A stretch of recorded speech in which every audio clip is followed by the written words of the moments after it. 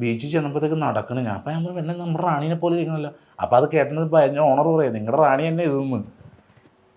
റാണിയുടെ കണ്ണീന്ന് ഇങ്ങനെ കണ്ണുനീര് വെള്ളം കണ്ടു കഴിഞ്ഞിട്ടേ ഞങ്ങളെ കണ്ടു കഴിഞ്ഞിട്ട് ആ ഒരു ഇങ്ങനെ നടന്ന് അടുക്കളയിൽ വന്ന് അരിയും ചാക്കിൽ വരും. തുറന്നു വിട്ട് അറിഞ്ഞില്ലെങ്കിൽ കയറി അരി തിന്നാൻ തുടങ്ങിയ തള്ളിയ നീങ്ങൂല നമ്മൾ. നല്ല സ്നേഹമായിരുന്നു. അതിനെ നോക്കിയ ആള് ഇവിടെ ഇപ്പൊ ഉണ്ട്.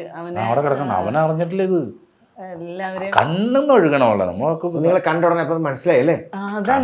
ഭയങ്കര അനക്കം കിടന്നുണ്ട് ഇവിടെയൊക്കെ കുഴിഞ്ഞിട്ട്. അയ്യോ പ്രഗ്നന്റ് ആയിരുന്നു.